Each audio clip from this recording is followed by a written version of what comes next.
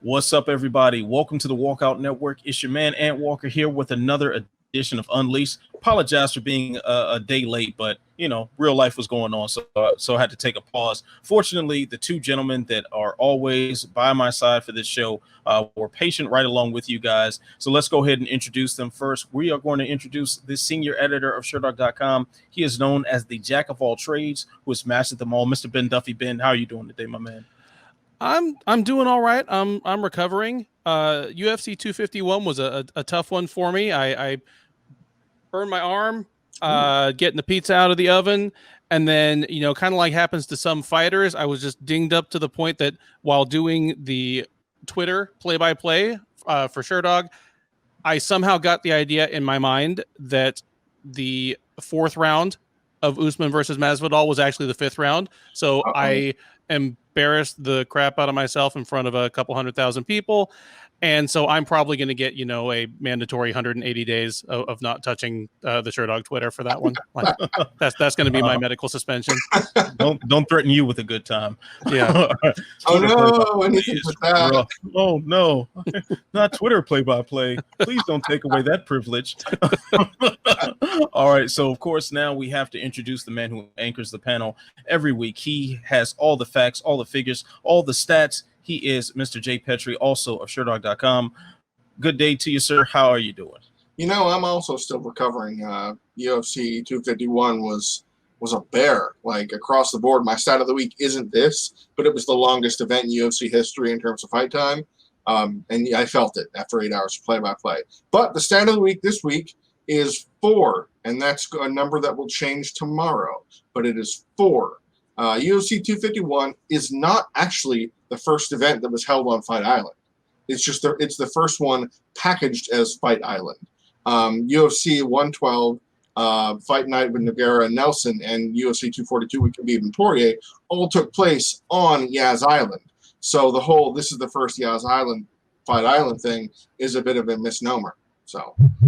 All right, so let's go ahead and jump into that as a topic. So, of course, we've had the marketing and the branding of Fight Island, palm trees on the T-shirts. They put an octagon on the beach side, but wasn't exactly Fight Island the way we envisioned or, some of us may have hoped for.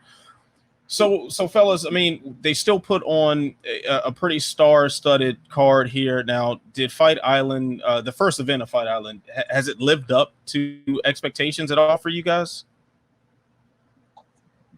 Yeah, I mean, the event itself was great. Definitely dragged. There was some weirdness. There were some great fights. A superabundance of horrible fouls, which I'm sure I'll talk about a little bit later. So the event, I mean, whether they'd held it on an island or on a peninsula or at the apex or whatever, yeah, it delivered. The whole thing of building up Fight Island and then just having it turn out to be a place where they've already had events in the past and are clearly taking some heavy compensation from the host country, it's about the most UFC thing ever. Like, of course, this was going to be in Abu Dhabi. Yeah, I'm surprised that more people didn't think of this. I know that was one thing we were like surprised, but not really surprised. Jay, what were your thoughts on the initial Fight Island offering? I cannot place who it is to give credit for them, but it was somebody on an MMA media space jokingly threw out months ago. They're probably going to stick it at a place we've had fights like Abu Dhabi with BJ Penn and Frankie Edgar. That it was that kind of a throwaway kind of comment that came to life, which I got a kick out of. And this is probably, like Duffy said, probably something we're going to touch on a little bit. This felt it felt like an event without a commission. It felt very close to being an unsanctioned event, and by that I mean the level and quality of the referees and the judges and the staff in that area put together to facilitate the event. Not the UFC staff, not the Abu Dhabi Department of Tourism and any of that stuff, just in terms of how the event actually kind of came together and the foul messes and the scorecards and the drama that didn't need to be there. It kind of felt like a card like, ooh, there's some funny things going on there. But I mean, in terms of fights, the fight card itself, I don't want to say this to make it sound like I'm picking fights very well this time, but it did feel rather predictable. That we kind of the outcomes were not predetermined by any regard, but a majority of pundits and fans were like, well, I wonder how this is going to go. I wonder what's going to happen when Kamaru Usman gets in there and tries to fight Jorge Masvidal. Well, obviously he's going to do what Kamaru Usman does. It was fine. My highlight of the card is off the main card. It was not actually a fight that we paid for. It was the emergence of one here in PROCHAZKA, which we'll talk about later, I'm guessing. It did what it needed to do, but we ruined it. We, the media, we, the fans, we, whomever we want to be, ruined it with our expectations of the throne of bones with Dana sitting on it, and then all those things.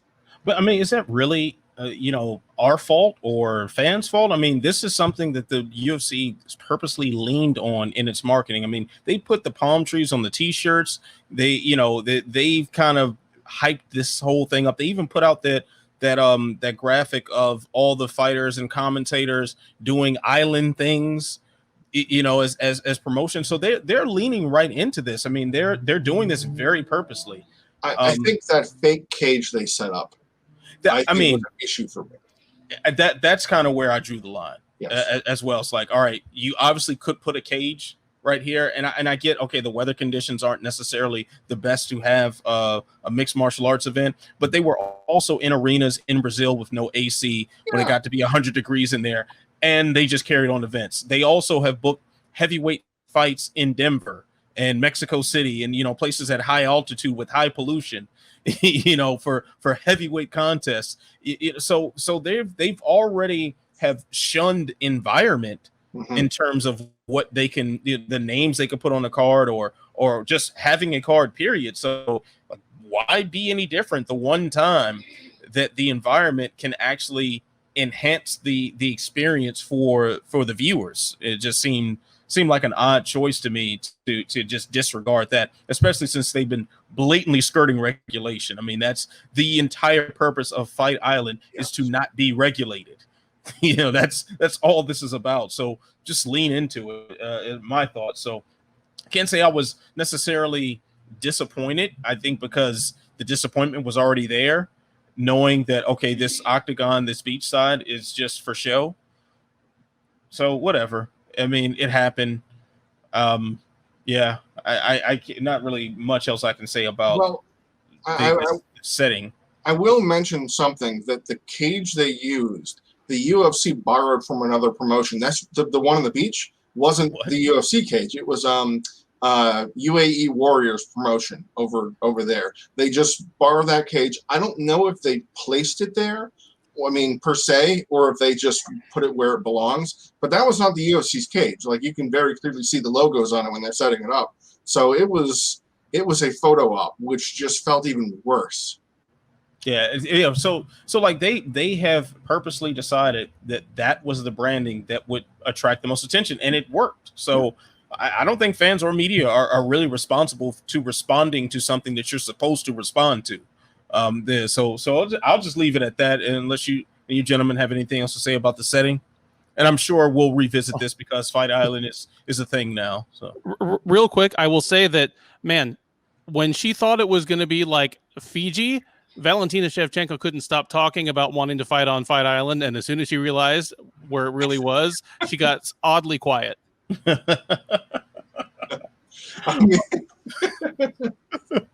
right, well, let's go ahead and jump into the main event for the first so-called Fight Island card. Kamaru Usman dominates Jorge Masvidal in a decision victory. Now, we did have this debate last week, and I can't remember which one of you said this, but we were discussing whether or not Kamaru Usman would be a star with a victory over Jorge, and one of you said not if he fights like Kamaru Usman typically fights.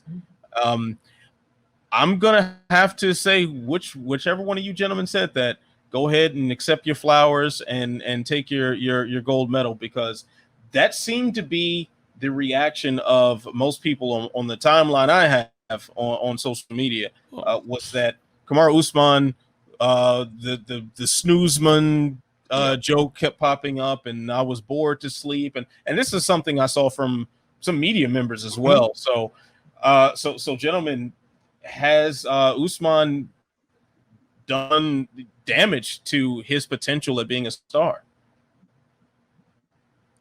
He didn't do himself any good. That's for sure. I mean, if that had been a full arena, what would that have sounded like? Oh, it would have been deafening boos from about the 1 minute into the second round, with people cheering anytime Masvidal gave any glimmer of any kind of offense. They would have gone bananas, and then just booed mercilessly as soon as Usman mashed him into the cage and started stomping his feet again.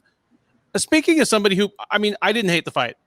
It wasn't a masterpiece. I'm never going to watch it again, probably, but I wasn't booing. But no, he certainly didn't show us any new wrinkles to make us think, oh, this is the new sensational Kamaru Usman. He was very Usman. He did what he had to do. I didn't have a problem with it at all. And it's kind of what I mean. I expected it to be a lot more definitive in the violence. But as far as the from a technical standpoint, it played out pretty much the way I thought it would. Jay, what were your initial thoughts watching that main event? It played out almost to a T how we have talked about it in the past, that Masvidal shot to victory is that first round where he can do some damage, he can hurt him, he can catch out Usman off guard before Usman tries to hit that first takedown that he's going to try and hit. And Masvidal had some success. He stayed on the outside. He did, I wouldn't say he did some damage, but he got off some effective strikes, and he stayed away from the snowballing Usman. But he couldn't keep that up, and we knew that because he took the fight on 6 days. Yes, he's been training. Yes, he's had sleepover camp with wrestling coaches or whatever, but you're not going to be prepared for Kamaru Usman's years and years of ridiculously overcharged wrestling on a sporadic half camp. At best, it's too bad for Usman, because that is a winning style. It wins the fight. You are going to nullify your opponent, grind him against the wall, and just wear him out. And I mean, Masvidal got tired pretty quickly of those exchanges. You could tell when he came out of his corner, the next round, you could almost see the little meter on his tank just draining as a minute went on to the third round. You just could see body language change, his facial expression. He stopped sticking his tongue out. And he's just like, oh man, it reminded me of actually an event that happened in Abu Dhabi last year when Dustin Poirier between rounds complained to Mike Brown, oh God, I can't get this guy off me. It felt like that. Oh my God, man, I can't believe this is happening, which means Usman gains no fans, but this is a very important thing. He gains people that want to see him lose, which is a very important group of people that wouldn't have bought his pay-per-views otherwise to watch him get beaten. John Jones has a history of having so many detractors. They're going to buy his pay-per-view. They're going to put money in his pocket to see him lose because they hate him. It's a very interesting economic argument, but it is one that can work. So if Usman wants to boost his stock, he needs to go heel. He needs to go, I know what I'm going to do. You know what I'm going to do. Can you stop me? That's how he can build himself, because otherwise it's just, not fan friendly. All right. Well, let me pivot the conversation a different way here, fellas. Now, of course, we expected Masvidal to tire out very quickly, considering the circumstances upon which he took the fight. But do you think he would have won had he had the benefit of a full training camp ahead of this one? Go ahead. I don't think he would have, but again, I was surprised that he did as well as he did. He performed better than I thought he was going to. I was impressed by his takedown defense. Yeah. Everything from being able to stop Usman from changing levels and getting to his hips just with like underhooks and shucking him off like he's Crow Cop or something, to doing the BJ Penn where, yeah, you can take my one leg and hoist it up as high as you want. I'll just hop on the other leg, get to the fence and then punch you once. I was impressed with that. Of course, he wasn't going to be able to get Usman from mashing him into the cage chest on chest. Nobody at 170 can stop Usman from doing that. No. With a full training camp, the only thing Masvidal has going for him is he's not going to ever win a decision over Usman. He's going to need to finish him. So it's going to take either like a nasty strike in space or grabbing, some kind of submission during a transition. If he's in better shape so that he has, actual 5 full rounds to do that, he has a better chance, but I still wouldn't favor him. But the thing is, after about 2.5 rounds, I don't think he was throwing the kind of gas anymore that even could have stunned Usman and set up a finish. Like he had almost no chance to win the fight after about halfway through. Yeah, I have to agree pretty much wholeheartedly in that argument. I think where Masvidal could have success with a full training camp, and I don't actually know how much of this he does in his camp, but I know that ATT and Mike Brown are really good about this, is tape study, because they can watch to see how Usman makes his entries, how he tries to close the distance, and he can time that, because that is the kind of moment he can take advantage of the position. Because otherwise, once Usman closes up and gets a hold of you, you can't hurt him from here. You just have to figure out a way to get some distance. But if Masvidal can time and see that Usman's going to fake for a takedown and go for it and clinch out for a body lock, catch him with an elbow, something to time his entry to be able to figure out how Usman's going to close in and do what he does. I too was very surprised that Masvidal went down as few times as he did.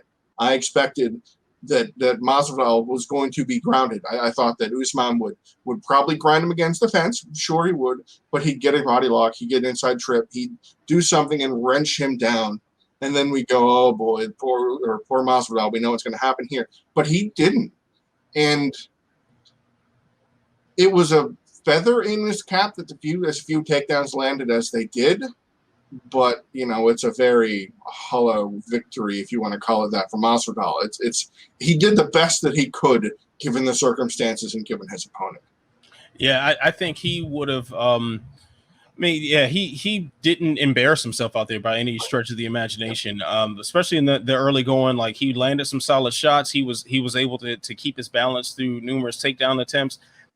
The problem is that sort of style versus what Kamaru Usman has to offer, it catches up to you at some point. Unless you're able to get that person out of there, they will get a hold of you and they will grind you out at some way, shape, or form. So I think maybe we would have seen Masvidal have a little bit more success, but still around that same point, Usman catches his timing. Usman is able to close the distance a little safer and smother him in some different ways. Like, I don't think that a full training camp necessarily guarantees Masvidal a victory. But what I think it does do, it increases the window that he could have gotten the finish that he would have needed. Yeah. Because as you said, Ben, he's not winning the decision against Kamaru Usman, especially knowing Masvidal's history with close decisions. No judge seems to like Masvidal. At least no two judges at the same time like Masvidal. Let's put it that way. So yeah, maybe it would have bought him an extra round to have some snap on his punches and something spectacular can happen. But the chances of that still seem pretty slim. I think this was the combination of fitness, but most importantly, style that got this victory for Kamaru. All right, now let's move on to our swing or miss, and this is seems to, strangely enough, I don't know if you guys are with me on this one. This seems to be a really controversial topic right now, but swing or miss was Volkanovski versus Holloway 2, a robbery, gentlemen. No, it was a close fight. There were a couple of individually hard to score rounds, but every decision that you disagree with is not a robbery. I can only assume that it must be because Holloway is such a beloved fighter. Probably has something to do with it. Yeah. But I mean, it wasn't even. It didn't even contain any of the worst scorecards of the evening. Like, it wasn't even the worst robbery of the evening. Like, yeah, like, get all the way the fuck out of here with that. Yeah, it was so strange to me to see even, how do I put it, learned individuals that cover the sport for a living were questioning the validity of the scorecards of that, to the extent of the R word. Like, that robbery was brought out from people that they know better than that. And that was surprising to me. Like the Sherdog forums and Reddit MMA and the UG and all those bodies of just masses of fans. Of course there's going to be, oh my God, how dare they score the fight against Max Holloway, and that kind of rhetoric. But to hear some of the people that, I respect in the sport and then say, boy, that didn't feel good. Like there was one thing more than anything, because personally, for the Sherdog play-by-play, I scored the fight for Max Holloway, knowing rounds 3 and maybe even 4 were very swing rounds. So I get that it could have gone either way. But there was one thing that stood out to me more than anything. FanDuel, the betting service FanDuel, refunded the money for all the people that bet on Holloway, or at least gave them credit as if they did not lose the bet. So that's unbelievable that they said, we believe the decision was so bad, we're not going to honor that. We'll pay the Volkanovski people because Volkanovski officially won the fight, but we don't want to take the Holloway bettors' money, that was a very unusual stance for me. I really could not understand the controversy when the fight ended. Now I was watching the fight with a few friends. One he's a casual boxing fan. He watches some MMA sometimes, but he's not really a fight. He came here because I was grilling essentially, and he wanted some burgers, so that's why he was here. Him and his girl over here watching, and then a friend of mine that we used to train and spar with one another, and he's a kickboxer and boxer, so he knows what he's looking at. When that fight was over with, all three of us like, well, that was pretty close. We gave it to Max, but like, yeah, it was pretty close. The last thing I felt when the decision was read was anger or shock or confusion. Like, all right, I mean, I think I had a 48-47 Holloway. Same thing. 48-47 for Volkanovski didn't sound egregious to me by any stretch of the imagination. They had a very close fight that had back and forth moments, and they both made good accountings for themselves. So to see people that I respect, whose opinions I do hold in high regard, questioning the decision and labeling it a robbery was just to the point where I was like, am I crazy? Did I have too many beers? Is there something wrong with me cognitively right now that's still affecting me now? My pronunciation. I don't know. That was not a robbery. Can we please just have a very clear definition of what a robbery is? When I think robbery, I think Diego Sanchez versus Ross Pearson. Yeah. When I think robbery, I know this is borderline on the close fights, but I think Shogun Machida won. Fights that look pretty clear in one direction to me, and not a back and forth battle that kind of goes anybody's way. But what do I know? I don't know. I'm just a clown. You're a high level fan. That's right. I am a high level fan. I'm a high level fan. All right, gentlemen. I was surprised. I didn't want to use it in my I'm not surprised section if we have that tonight. Who knows? Max Holloway had an incredible accounting for himself in the first 2 rounds of that fight. Actually, way more than I thought he would. Yeah. Let's give that up. He dropped Volkanovski twice.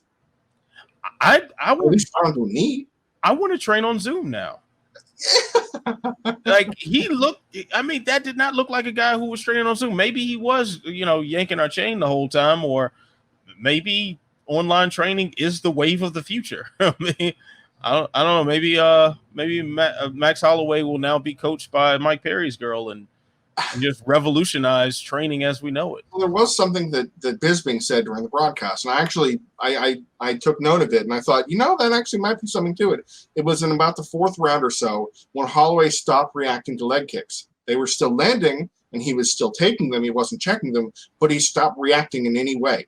We kept going through him. It didn't slow him down. And Bisping said that he kind of switched the gear and stopped, not that he stopped hurting from them like a Hulkamania kind of thing, but just that he just pushed through it, which was an interesting thing to see that Holloway was kind of affected by the leg kicks until he wasn't.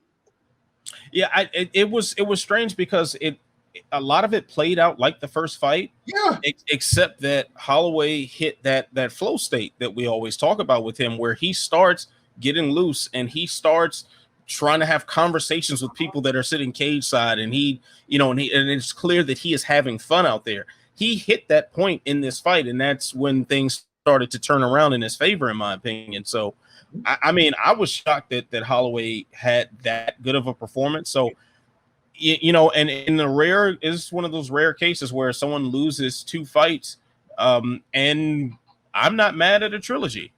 I would not be mad at that. Not right away.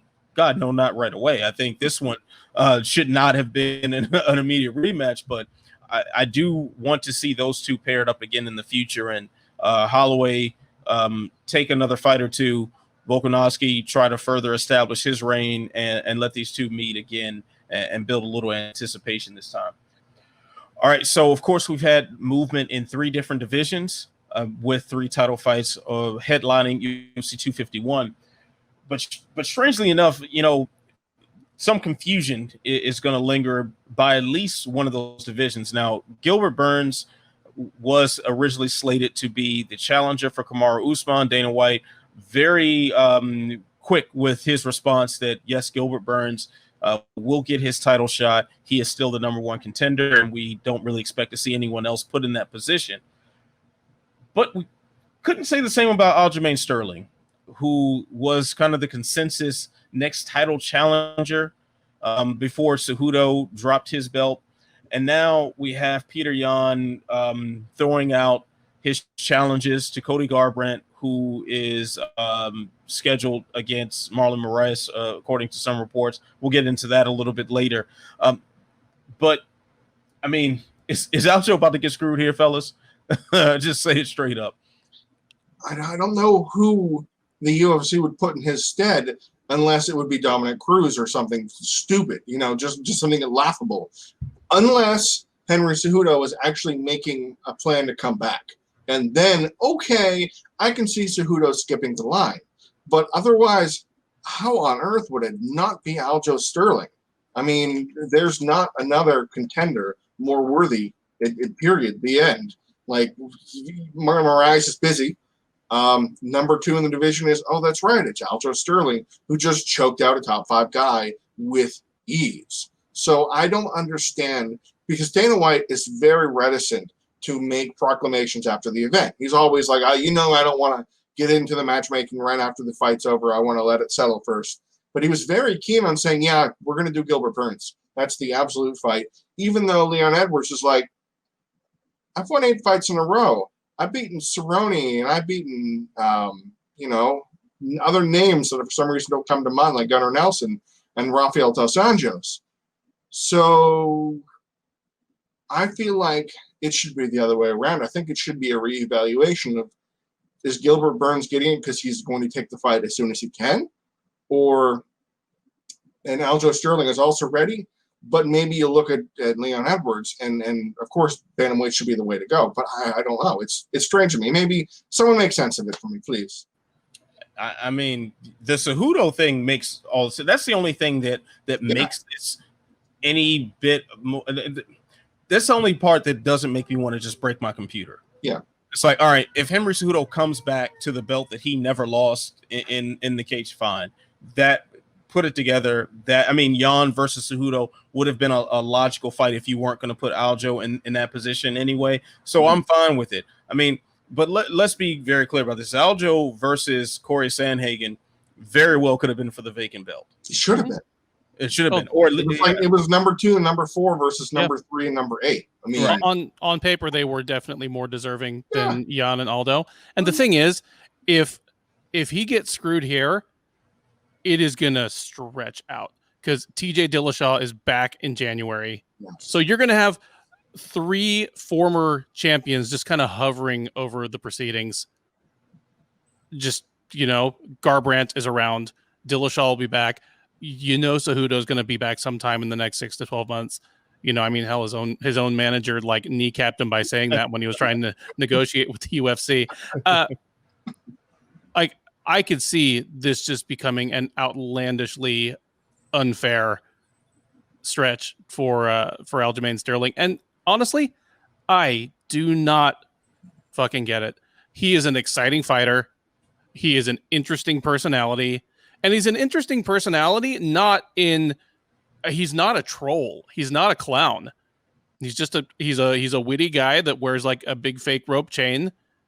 And I do not get this at all. It's not like the UFC is burying someone they know is just going to be Xanax once he gets the belt. It just does not make a lick of sense, but it's happening right before our eyes.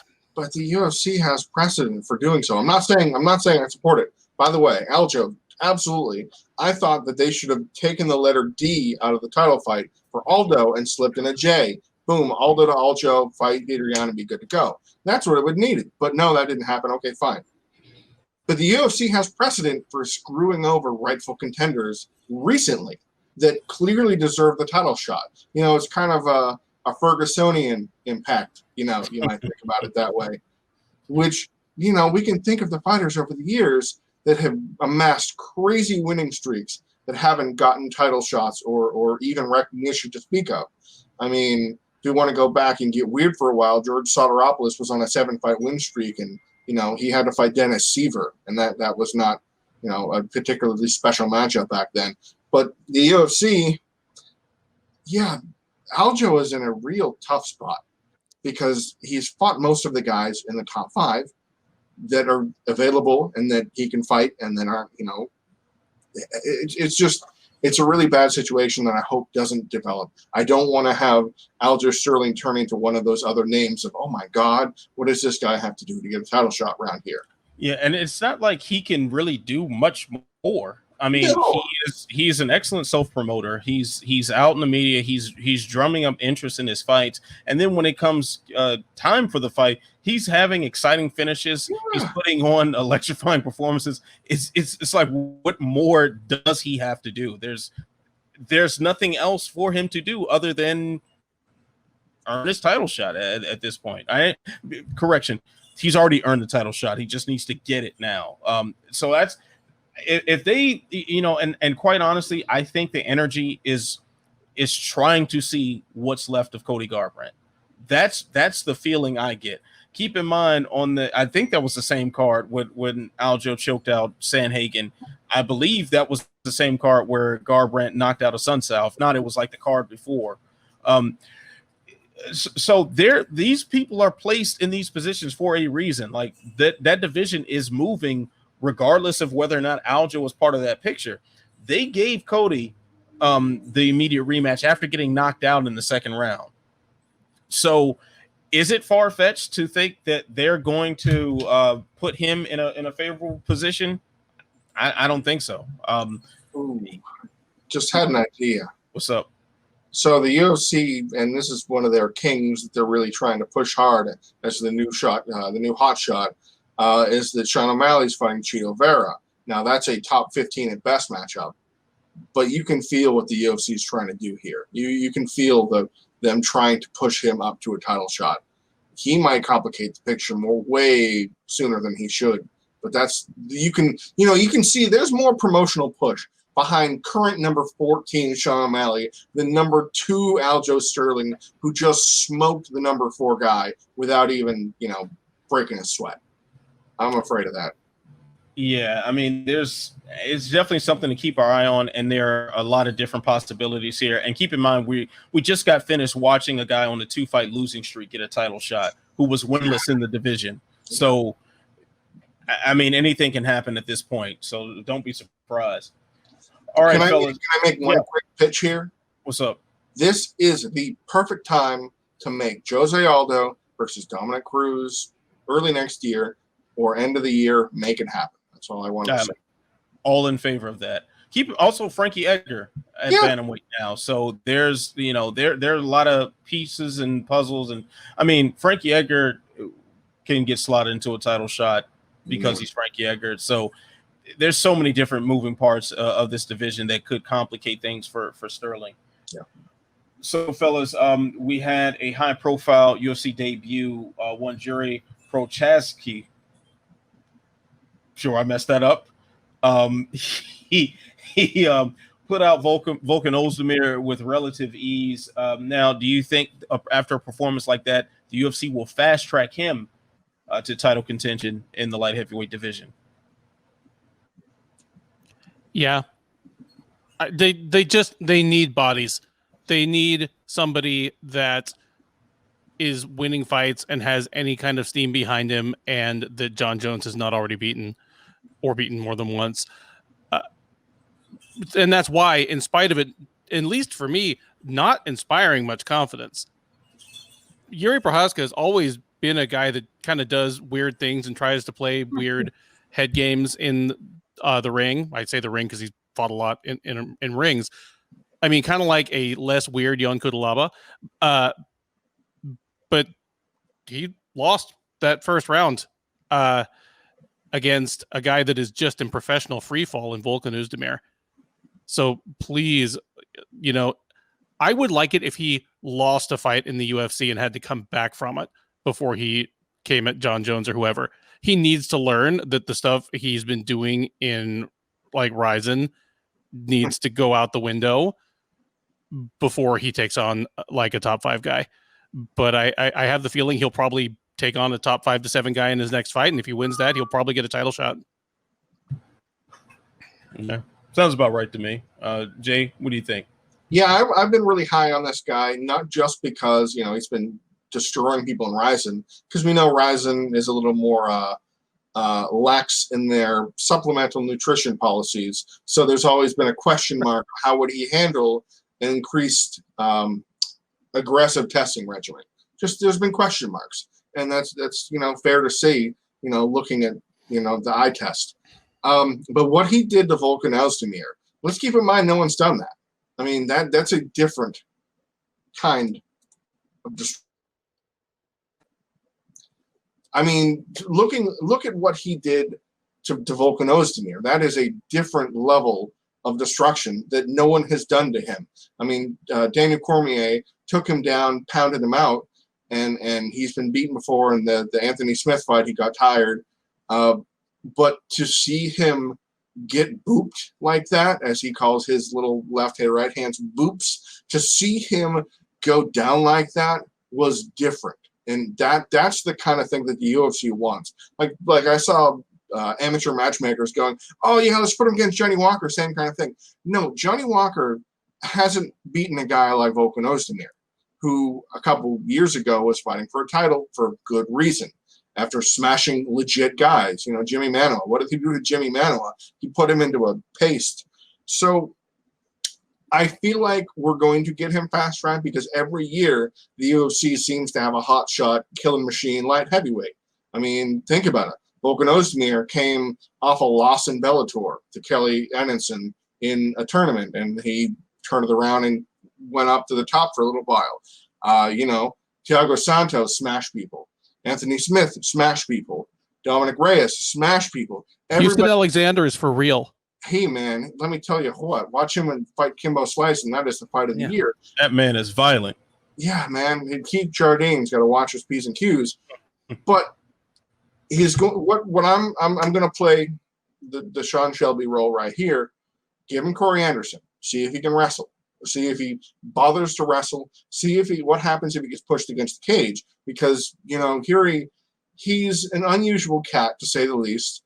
He had King Mo kind of stand there and fold his arms partway through their rematch because JIRI was dancing around and King Mo's like, what are you doing? So he's been a very unusual and very interesting interview, by the way. If you ever listen to anything he's done, he's an interesting cat. I'll put it that way. The UFC needs to strike while that iron is hot and give John Jones another body in about a year. Not tomorrow, not September. Corey Anderson in October. Okay, that'd be fun. And then if he smokes Corey Anderson, the UFC will thank him with a title shot because they're so happy to get Corey Anderson out of the title picture. And that's probably how you could see it going. Yeah. I mean, that fight against Anderson makes a lot of sense to me. Would be a good style matchup as well. So not mad at it. But now, outside of the fights themselves, the biggest news coming from the UFC was the apparel deal. So we were given 3 options by Dana White at a previous press conference: Nike, Under Armour, and VENUM. One of those names doesn't belong, and one of those names is now going to be in charge of fighter apparel. That would be VENUM. So, fellas, does the UFC change in 2021? I think March of 2021, when they take over Reebok's throne atop of the UFC clothing kingdom. I think you have one voice of disapproval in your household. Right? Donna's not happy. Man, let me tell you, for a fleeting moment, when the UFC signed with Reebok, I thought, this is the chance. This is that moment to take MMA and the UFC league as it stands into that mainstream so-called status of having the uniforms and having the professionalized approach. And of course, Reebok it all the way up. So, we dealt with it. We dealt with the Anderson Aldos and the Giblert Melendez of the worlds and kind of limped through their very uncreative stylings. Well, now we're getting how do I put it? A snake-like, I don't mean that in terms of, being rude to them, but I mean, there's a lot of snakes on VENUM apparel, VENUM for a reason. A singularly focused MMA apparel company that may go back to the silly fringe kind of appeal that we had. It's going to be still uniforms, but they're going to be Venomized uniforms. So I don't know how that works because I've been reading reports and everything like that to say that yes, fighters will still have uniforms and the compliance pay and that whole situation will be the same. Fighters that get paid more will really find out if that's the case. But that was in the UFC's press release. The fighters will get a bigger cut. We'll play that by ear. Man, we know VENUM. It's a step above Bad Boy. It's just what you're getting yourself into, and for a league like the UFC, man, what could have been? What could have been? Dude, it's not even a step above Bad Boy. Nobody has VENUM. Nobody has VENUM tattooed on themselves. Sure. You got plenty of solid fighters with the Bad Boy eyes tattooed on. Yeah, I mean, that's the whole thing. I had hope when the Reebok deal debuted, even though it was a famously just kind of, it was a travesty. It was a complete shit show. But even so, in between laughing at all the mishaps and the guys at the unveiling coming out looking like human Uno cards and shit, my whole thought was, okay, they can do this for 6 years, and if it's a success, it might springboard the UFC to an even better and more prestigious cooperative apparel deal. Right. One that maybe average people on the street would buy, maybe one that would actually pay the fighters as well as all the sponsors that they're losing. But this is stepped down. They've stepped down from a general sports apparel company that's kind of on the second tier to a fight apparel company that's on the second tier at best. Yes. They're not even a top flight apparel company. So this is bad. I don't know what else to say about it, but this is bad. The UFC might as well manufacture it themselves. It was just so strange to me. Now, I do think there are some benefits to this. Venum is a good brand as far as their training gear goes. I've never worn a Venum hoodie, but I've used their boxing gloves and shin guards and stuff before, and it's high quality gear. So, but then I'm thinking, okay, well, if that's the best thing that Venum has to offer is training gear, well, now because one hole in the Reebok deal is that fighters and at media engagements and stuff, they can wear whatever sort of boxing gloves or shin guards or headgear, any other training equipment that they want. So that did keep that sponsorship door open for, like, John Jones has a Everlast deal, and you see a few fighters out there that would have separate deals for their equipment. Now, does that go away? Does Venum now outfit the UFC for its equipment? I believe Century used to make the UFC gloves. I don't know if that's still the case, but does this take over the gloves and the gear? Because if that's the case, then this once again cuts off a revenue stream from fighters. So even if they are making a bigger cut of apparel, which I highly, highly doubt, when you take about 5 notches down as far as the level of a company, as far as what they're worth and what they have to offer the general public, Venum isn't even in the same sentence as Reebok. So I find it very hard to believe that you go to a smaller company who very likely has less money to offer the UFC and the fighters get paid more. That sounds like a crock of shit. Because the UFC is not taking a lesser cut. We know that. Like we know the UFC is not doing this for the good of the fighter. So now the one positive as far as Venum, besides the training gear thing, is that for Reebok, who very recently was the outfitter for the NFL, very recently was outfitter for the NBA as well, and they have deals with major athletes in traditional sports. The UFC wasn't the top priority. It was so low of a priority that they couldn't get the fighters' names right on the for the unveiling ceremony. It was so unimportant that they couldn't do anything beyond just putting a stripe with a color from your country's flag on the shorts over some very generic gear that looked like you could have something and screen printed it at Gino's t-shirts down the street. So I think at least with Venum, that is their number one priority. They are a combat sports brand. I think the other name that they have, I know Vasily Lomachenko is sponsored by them as well. So they have a dedication to combat sports. So now with the UFC signing on with them, that is their number one priority. Therefore, you might have something creative going on. You might have good-looking apparel. You might have something that someone might want to buy, which might add more royalties to a fighter's check. Just possible. I know there's a lot of dominoes that need to fall in order for that to happen, but at the very least, the fighters won't look like Power Rangers. So I'll take that, I guess. And even as far as like their branding with the snake, I will say their branding wasn't nearly as gaudy as like Affliction or the worst of tap out stays. It was never on that level. So I mean, they always maintain a particularly clean look to their apparel. So I hope things get creative and the fighters can benefit, because I'm pretty sure that apparel deal is going to super suck as far as what the payouts look like from a percentage standpoint.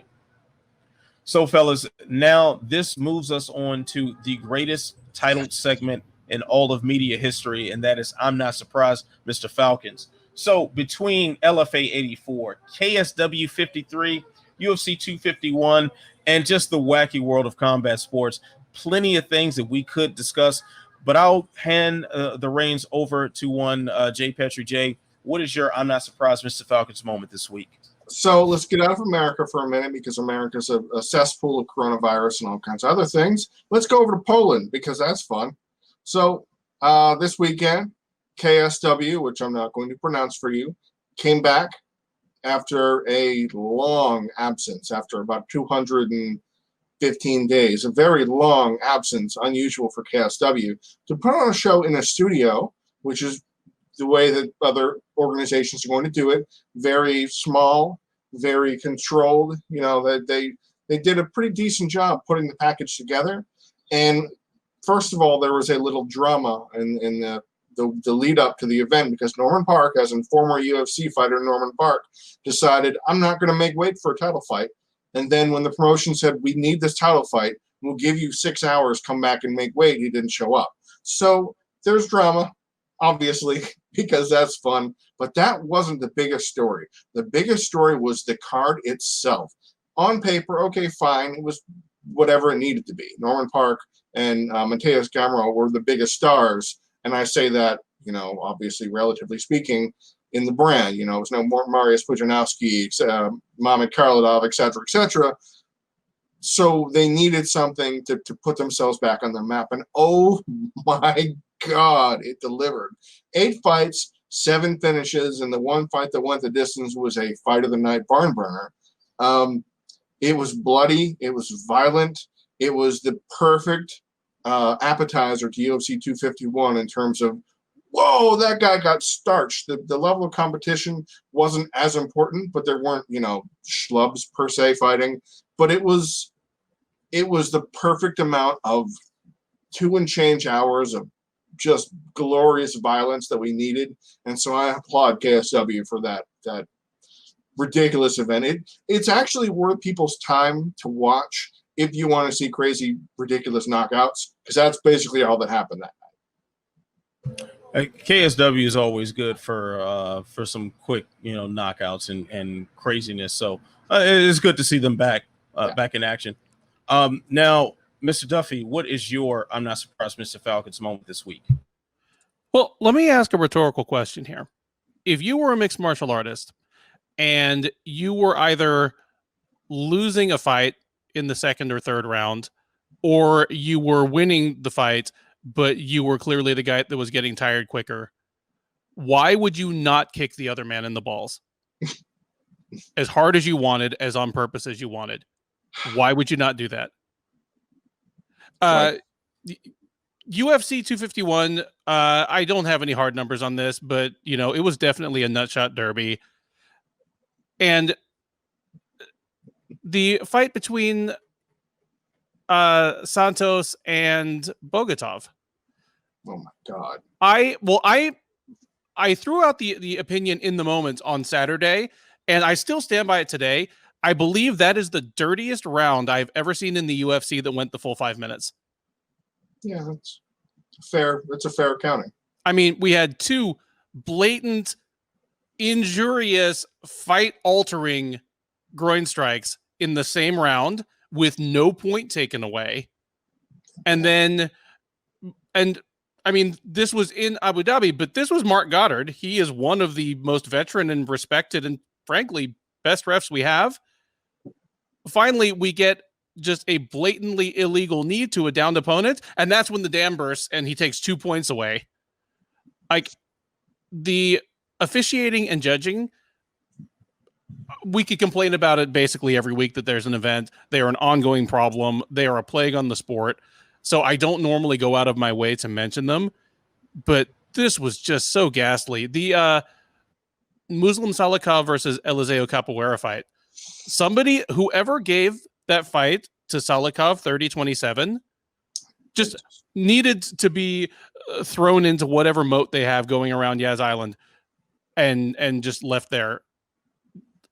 I don't understand how somebody could watch that first round and award it to Salikov with any understanding. And I'm not even talking about understanding the rules and the standards on a granular level. I'm not talking about Big John McCarthy coming out and making like a lengthy commentary on the Holloway fight and how he would have scored each round based on the rules that he basically helped write. I'm just talking about having watched enough fights to watch and tell who's winning. I don't know how, but what a nightmare. I shouldn't be surprised because it's always a problem, but I was surprised by how bad the judging and officiating were. And again, it was another reliable veteran referee, Leon Roberts, that just let Jose Aldo get about 3 years like beaten out of his life just for no good reason. He was barely surviving. He was moving when Roberts told him to move, but he was moving like a fish on the deck of your boat. He was moving because his fists were like moving his head. There was nothing happening there for the last 2 full minutes of that fight that was giving Aldo any hope of doing anything other than hearing the final horn. No comeback was happening. He wasn't even getting back to his feet. It was pretty upsetting to watch, and it just capped off what had already been a miserable night as far as the refs and judges went. So that's I'm not surprised. Yeah, you think when the UFC is like flying in officials that they fly in ones that knew what they were doing. Yep. Yeah, it was officiated was god awful for UFC 251. All right, well, I'm not surprised, Mr. Falcons moment. We touched on it a little bit, but we left some of the specifics alone, and that is related to one former WSOF bantamweight champion and title challenger for the UFC bantamweight crown. That is Marlon Moraes, who has tested positive for COVID-19. However, he's still been offered a fight against Cody Garbrandt. I'm not sure how that works. I know that I think they said the schedule, the proposed date was in October, if I'm not mistaken. But still, don't you think the guy who might have a deadly illness should recover from said deadly illness, and then maybe we'll talk about booking him a fight? I don't know. Just something to make you think. So I'm feel something a little more severe than surprise right now. Alarm? I'm not alarmed, Mr. Falcons. I'm confused, Mr. Falcons. I'm not disturbed, Mr. Wow. Mr. Falcons. Yeah, that is something else right there. Well, fellas, that is going to move us on to the speed bag, and this is where you guys will have 10 seconds to answer each question. Now, normally when it's just 3 of us, I go ahead and make sure that I jump in the fray with you guys, but I'm gonna take my 30 seconds on the back end. I'm gonna let you guys rock it out. You're gonna have 10 seconds to answer these questions here. I will start with you, Mr. Duffy. Was that the last time we saw Paige Vanzant inside the Octagon on Saturday night? Yes. Hello, Bellator MMA title challenger 2021. All right. So when the bell rings, Mr. Duffy. You get a second chance, Duffy. Oh, Mr. Petrie. Yes. Oh, yes. This is the last we're going to see a Paige Vanzant in the UFC. All right. Well, I screwed that one up. All right. But anyway, let's move on. And Jay, Mr. Petrie, you are going to answer this question first. Which regulating offense was more egregious at UFC 251? The stoppage of Jan versus Aldo or the scorecards turned in throughout the night? 113-1. That's the number of strikes Peter Yan landed on Jose Aldo. 103-1. 113. Duffy. I have to go with the stoppage of Yan versus Aldo as well. That was just brutal. Yeah, that was... All right, fellas, and now the very last question. This will kick off with you, Ben.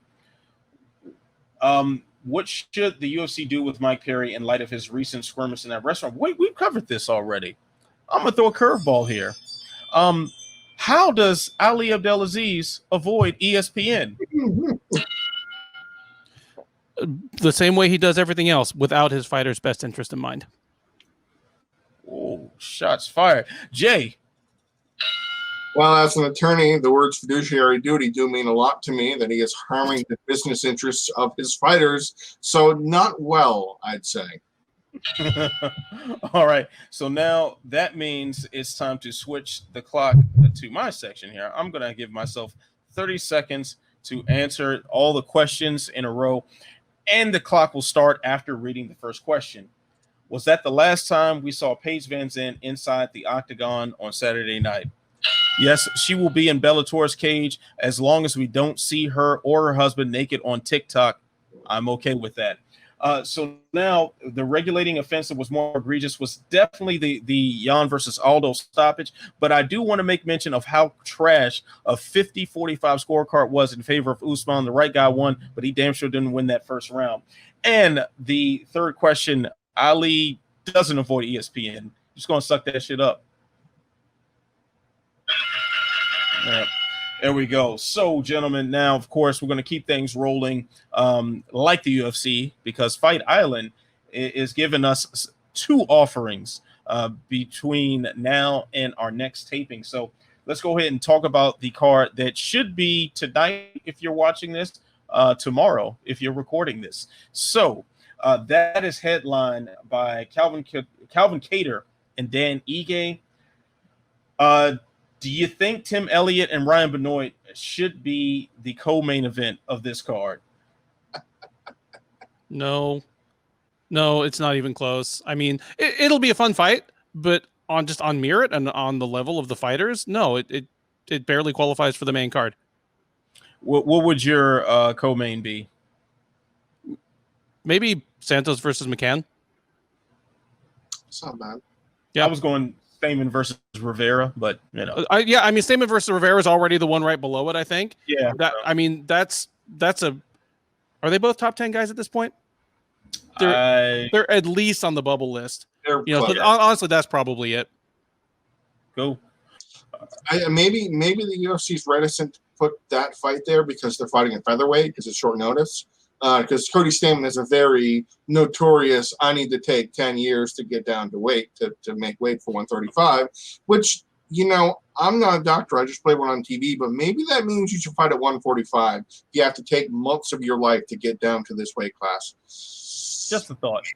Maybe you should do that, but, I mean, I thought that Elliott Benoit is 2 fighters on a combined 5-fight skid or so, 4 or 5 fights in a row they've lost together.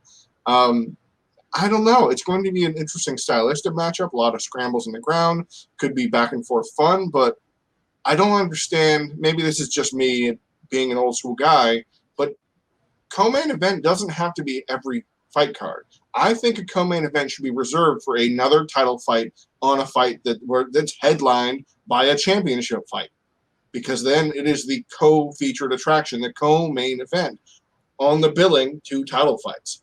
But top 10 matchup at featherweight and then non-ranked flyweights just doesn't feel like a co-main, like they should be on the same stage in terms of marketing. It's hard to be an unranked flyweight in the UFC. It is, and that's because losing streaks are a thing. Yeah, I don't know. But I will give everybody involved in this card credit because this card has been shellacked by the coronavirus. There have been so many fights that have been dematerialized and fighters move on and back and forth and different switches because of COVID-19. So the fact that we limped to the gates with this, okay, it's free fights on ESPN. I'll take it. And by the way, one last thing. Watch out for Abdul Razak Al Hassan. He's back. Yeah. He's mad. Yeah, that's the one thing I wanted to highlight about this card. It'd be interesting to see what he looks like coming back. He was last seen at UFC 228, I believe, against Nico Price. So he ended his obviously he was taken off of the roster temporarily due to pending rape charges, which have now been dropped. But just interesting to see what he's going to look like going back in, because before those allegations came to light, I mean, he was looking sensational, moving up the hierarchy at welterweight. So interesting to see if he can pick that back up. Now, I did want to touch on one thing before we move on to the final topic for the evening. And as you said, the COVID-19 pandemic, it just ravaged this card. I mean, we had Pedro Munoz versus Frankie Edgar originally scheduled for this card, and that fight alone just instantly boosts the prestige of this right off the top. So that's a sensational fight to put together. Frankie Edgar's bantamweight debut against someone as dangerous as Munoz would have been an incredible thing to witness. So also Anderson Dos Santos was booted off this card with COVID-19. So, and I think we had one more fighter. I can't recall who. Vinicius Mojeda. Carlos Esparza was supposed to fight Marina Rodriguez. That's in that one, right? Yes.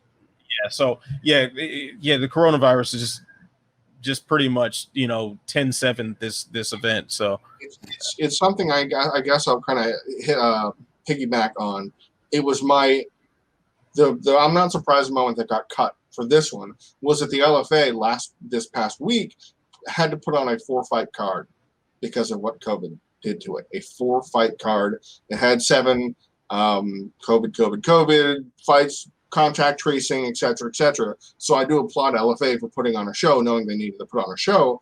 It wasn't that bad. It also featured the most egregious foul that we've seen this year. You thought that the Roman Bogotov knee was bad. You guys need to check out that running knee that happened in the LFA fight.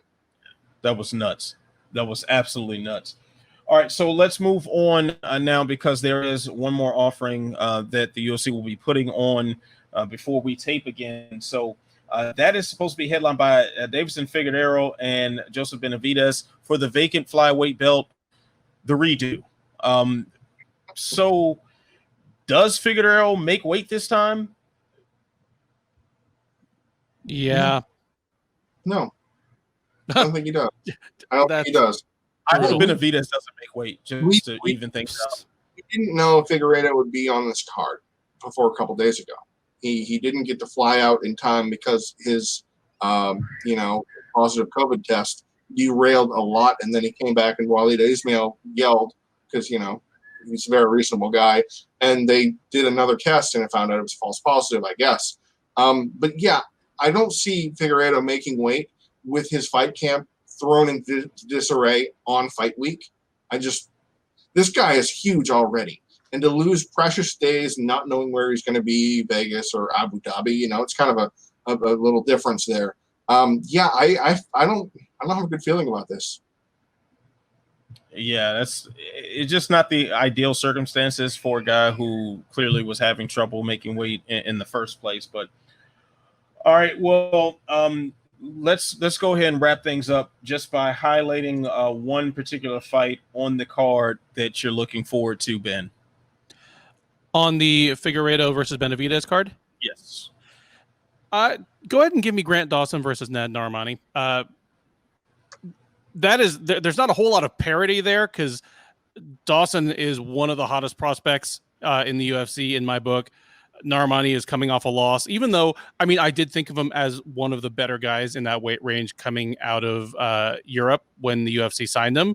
But I'm just really interested to see the continued development of Grant Dawson and see him I expect him to thrash Narimani and just continue to advance towards contention in a division that badly needs a well-rounded, 26-year-old. So, yeah, Give me that fight. Gotcha. Jay, what do you have in mind? I'm going for the flyweight championship unofficial number one contender / backup fight in Alexander Pantoja and Askar Askarov. I think that's a fun style matchup. I'm always enjoying a Cannibal performance. He always puts on some exciting fights. His just thrashing of Matt Schnell was a pretty good performance in itself, but smearing Wilson Hayes last year was something else too. I'm looking forward to that, and I'm curious to see if Askar Askarov is what we had hoped he would be from ACB, because he's a very highly touted guy, still undefeated. But as soon as he made it to the UFC, this is a guy that was 10-0, 10 finishes, which is a very unusual thing statistically as flyweight. And yeah, he's slowed down. He's going the distance his last 2 fights. So I'm curious if that's going to hold on or what we're going to get there. All right. Well, it's probably cheating because it is the co-main event. But Jack Hermanson and Kelvin Gastelum. This was one of the fights when it was announced for the first slew of Fight Island cards that I was really looking forward to.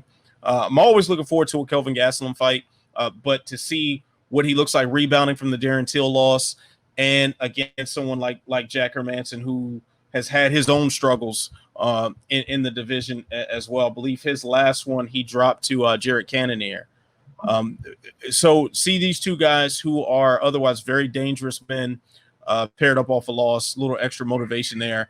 Should be fun. Unfortunately, we won't get to see Kelvin Gastelum get interviewed by ESPN before the fight, so that kind of sucks there. But anyway, that will wrap things up for this edition of Unleashed. Once again, as every week, I want to thank Jay and Ben for joining me as we talk about people getting punched in the face for money and all the foolishness that ensues around it. So you got to follow our Twitter handles. You see those below our names. The Walkout Network. Like, subscribe, share, tell a friend to tell a friend, tell that friend to tell 10 more friends. You can check out Jay and Ben's work on SureDog.com. You can check out my work on my MMA News, MMA On Point, and The Body Lock. So you know what you got to do. Stay beautiful. Stay positive. If you're in California, stay locked down again. And while you're at it, stay sexy. And put on a damn mask. Put on a damn mask. Damn mask. Peace.